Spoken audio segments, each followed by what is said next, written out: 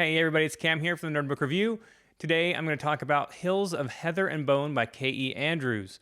It is a finalist for SPFBO 9. It's also my 9th review of SPFBO 9. One more, Rival Most Vile, and I'll be done with my own reviews of the competition.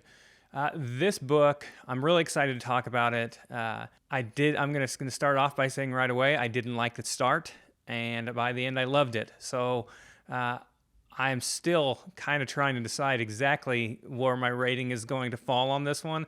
And I think as I talk about this one on this episode today, that's going to kind of help me like sort my feelings about it. And so I guess we'll kind of decide where I'm going to go with by the end. I'm going to follow my traditional style on this one, where we'll talk about the world, the plot, the main characters, then the bad, the good, and my final thoughts. I'm hoping that by the time I hit my final thoughts, I will actually know exactly where I'm going to rate this book. So to start off with, we have a world that is inspired by Scotland, basically medieval tech. We have a cool magic system. You have like the lowlands, the highlands. There are a bunch of mysterious, mystical creatures that are often very, very dangerous. But I would say that, like, for the most part, the world that we're dealing with, for at least where we're at in it, is fairly safe to, if you're just the average person. I'm going to steal Mark Lawrence's phrasing from his review, that this is a cozy grim novel. So there's going to be, interspersed between action and grim action. You're going to have like idyllic scenes where we get to see like family life or a village or things like that, right? So the average person is probably pretty safe in this world. It is set on an island. I'll have the map up in just a moment. And it's part of an empire, and I really cannot remember what the name of the empire was. It's really only named a few times throughout the story. But what we have is like a magical system. There's one kind of that magic, the Boneweavers, who I will discuss a little bit better moving on, who are vilified, they're outlawed, they can be killed by this group called the Failinis, who are made up of other magical abilities, and they hunt down Boneweavers, who happen to include our main character in the story. There's a whole really cool world building thing as we go through it that talks about like the gods, why specific magical abilities were created. It's really well done, and I think that I'm not going to go too far into detail on it because it's just not the kind of thing that works really great for an actual review, and also is the kind of stuff that you're going to want to learn on your own. Just know that it's really well done as far as that stuff goes.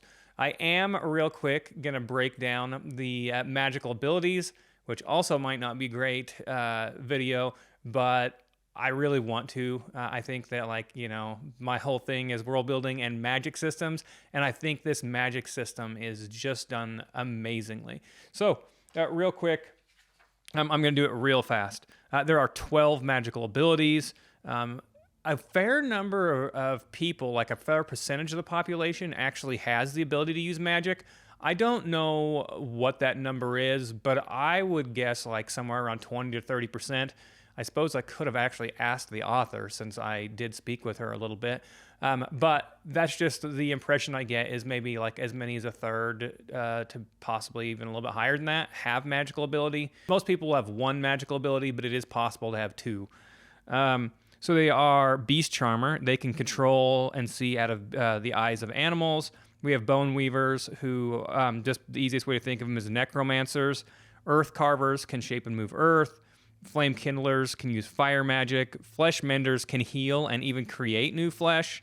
Light Casters can create light and also false images. Lightning Strikers, well, they can bring down lightning.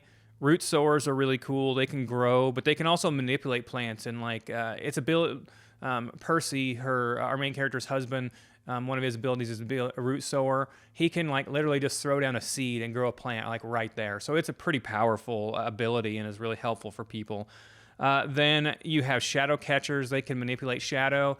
I think that those shadows can actually do things as well. You don't really see them a ton in this book, Water dancers can control water. Then wind singers were another like fairly powerful seeming one. They can summon and manipulate air. They can actually fly as well, so they can kind of like serve as scouts as well, right? So all of these magical abilities are really cool, and they definitely shape the world, right? I would say like that, the average person is doing their thing and living their day-to-day life, but like, having a root sower in your village is very helpful. Having a flesh mender is obviously really helpful, and most of the magical abilities are, people are revered, even if, they're not like gods or anything like that. There is, like I said, an active set of gods who we know they're real. We don't see them in this book anymore, and a bunch of them are actually dead.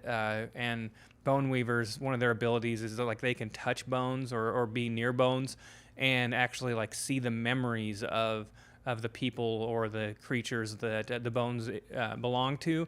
That's considered a positive among Boneweavers and the people who are trying to help Morana out.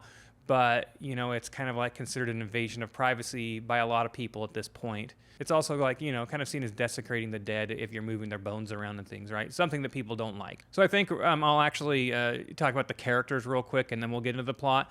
We only have one point of view character. Her name is Morana. As I've mentioned, she's a Boneweaver, so think necromancer. She is married to a man named Percy, who is a root sower and flesh mender, and he's very gifted with his abilities. So people really like him, obviously.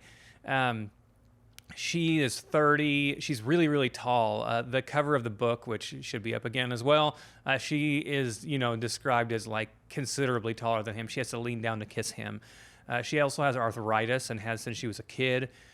Percy obviously is very helpful as he mends her swollen joints and stuff throughout the course of the book. They end up on a long, long journey, and so obviously having the ability to heal is important. They work as a pretty good team together, and it's one thing that I really like about the story is that there's not a ton of conflict between the two of them. They've been together for a long time now, and they help each other out, and they're like it's a positive relationship. So getting into the plot, we start the book off. We have Percy and Morana are living in a peaceful little village. Morana, she mostly is, as a housemaker at this point. She helps Percy out as he is basically the town doctor. He also has a big garden where he works on different plants and things like that, since he's a root sower and a flesh mender. And then as our story kind of unfolds at the beginning, really the coziest part of the story, the first 10% is mostly, like setting up the world, Percy and Morana's relationship, and they're just, they're together. I feel like that might have gone on a little bit long for me, but it really does set things up. So we get to about 10% into the story, and suddenly that cozy element really drops off for a short period of time there.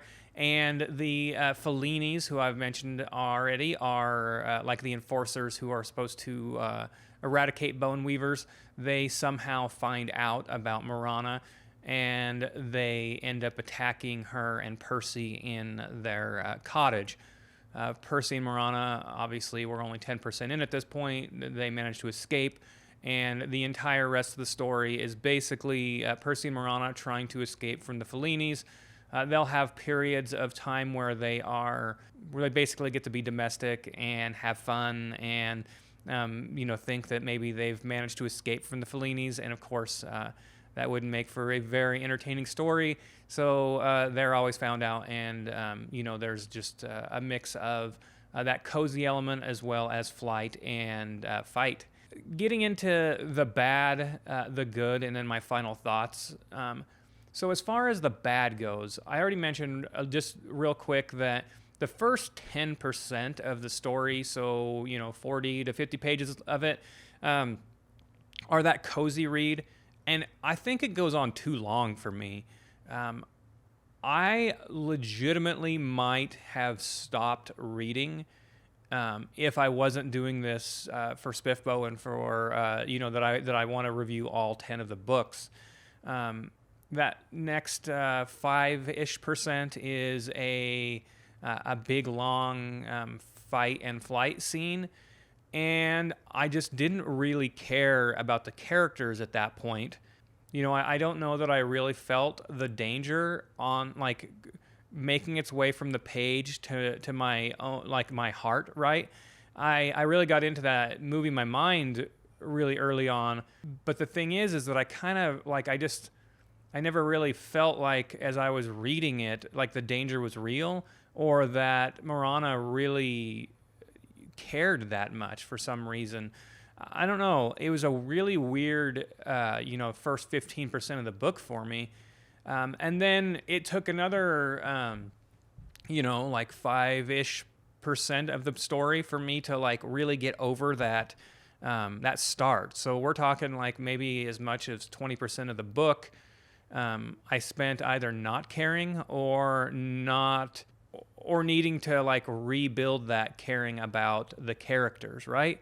And that's really weird for me in terms of like how much I enjoyed the ending. And by the time I was 50% in, I loved it, right? But I might have stopped reading before I got to that point if I wasn't doing it for the competition. So obviously, in the bad, I'm gonna put that slow start for me. And then the one other thing I'm gonna put into the bad category for me is that like there's a lot of fight scenes which are really good, and that's a positive. But I felt like people just kept surviving and causing problems, and it just kind of seemed like even though we were dealing with like a lot of really powerful magical abilities, people often survived things that I thought they should have, died from. Maybe it would have made for an as entertaining of a story if some of the people had died earlier, obviously. But I just kind of felt like at times people kept coming back, and you're like, well, there's no way they survived this, and then some of them did. That's not to say that people don't die, that sometimes important characters don't die. It's just I felt like I would have liked some of them to have maybe died a little quicker than they did. Now, getting into the good, the magic system's amazing. The world building is really awesome too. The lore, I really liked the lore a lot. I also felt like it was really integrated into the story really well. And like I mentioned, that I didn't really like that first 10 to 15%, but it does establish a pattern of, like a mix of like fight and flight scenes versus like periods of coziness. And I feel like they're all really done very well. And those cozy scenes, especially after that first one, I really cared about all the things that happened. I shed some tears in, at least a couple of the cozy scenes. And I really felt like they served as awesome world building parts. Like I really just felt like that once I got past that first part that I didn't care about, that I just couldn't put the book down, and that everything was just integrated so well. That world building and the action and everything. I really want to read book 2, and I really want to see, more of this world. And the way the book ends is a little bit different than I was expecting as well. That epilogue, and it's going to be fun to see, where book 2 goes because of that. It was just a really entertaining book. And honestly, if you like the beginning of the book, I feel like there's going to be a lot of people that are going to give this a really solid high, 9 or 10 rating. And I wouldn't be surprised if this book won SPFBO. Like you could tell me that this won the competition, and I won't be surprised at all. It'll probably be more like third or fourth for me, but that's because of the start. But I mean, I really do think that it's just a great story if, the beginning resonates a little bit better with you. But all in all, I mean, like I said, it's just such a weird thing where I feel like that first, 10, 15%, maybe following as far as 20%, because it took me a little while to get back into, caring once I really didn't like that start. Once I got past that first 20%, the story was really amazing to me. And by the time I was halfway through the book, I mean, I was super hooked. My wife was kind of doing some other things last night. If the book hadn't been quite so good, I still probably would have wanted to stop, finish it up this morning and have watched some TV or something with her. But like when she was kind of doing stuff still, I was like, oh yeah, this is my chance. I'm going to stay up late and I'm going to read this book. And normally, staying up late and reading a book means that 10 out of 10 or that 5+ for me, right? But that start, I can't do that this one. I think that what I have talked myself into is we're going to give it an 8.5. I don't know if I can quite do that 9 because on Goodreads and Amazon that would be a 5 out of 5 as far as stars go, and I really feel like I just can't quite do that. I'm gonna throw a 4-star up, and so let's give it an 8.5. It's just this is a weird book for me. And the only other book I can really think of that evokes the same kind of thoughts for me is the Dragonbone Chair, the first book in the Memory, Sorrow, and Thorn by Tad Williams, where and it's a long book. It's like 1,000 pages, right? And the first 200 pages were just incredibly boring, and I didn't care at all. And if I hadn't known that the people like George R.R. Martin, were fans and used him as inspiration, and a bunch of other big time authors consider Memory, Sorrow, and Thorn by Tad Williams as inspirations for them, I probably would have stopped reading that in those first 200 pages as well. And by the time I was done with the series, it's one of my top 10 favorite series of all time at this point, and it's just nonstop action and amazing after you get past that first 200 pages of it. And this in a smaller manner of more like 50 pages as opposed to 200 pages was the same way to me, where once you got going, say a quarter to a third of the way in, it's nonstop entertaining. It's action. There's a lot of emotional scenes. I mean, it basically is just amazing once you get past that. And it's just such a weird, it feels weird. I keep saying that over and over again in this episode, and I need to stop it. But, I really can only think of that other of Dragonbone Chair in terms of where I've had such a negative start to a book and such a positive end to a book. So I'm excited to see where all of the other reviewers end up. I think that Cassidy did not care for it, but at least one of the other reviewers I've seen, loved it. So we'll see where this one ends up, and I would be really shocked, though, if it doesn't end up somewhere in the top, at least 3 or 4. I'm excited to see, and I will, like I said, be reading book 2 at some point here, maybe like April or May. I hope you all have a wonderful time, and I'm excited. I am one more book left in the SPFBO 9 competition. That will be Rival Most Vile, VIAL, and I'm starting that here just probably in an hour or 2, and we'll see where that goes, and I'll have that last review out and be done with this competition. If you have not watched my January roundup, if that's not your thing, I have recently also joined the Before We Go blog team. They are actual judges in the competition. I'm not joining that team. My rating will not be reflected in their final tabulation.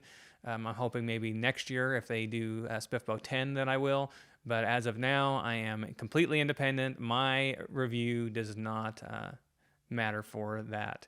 I'm really excited that I joined the Before We Go blog team.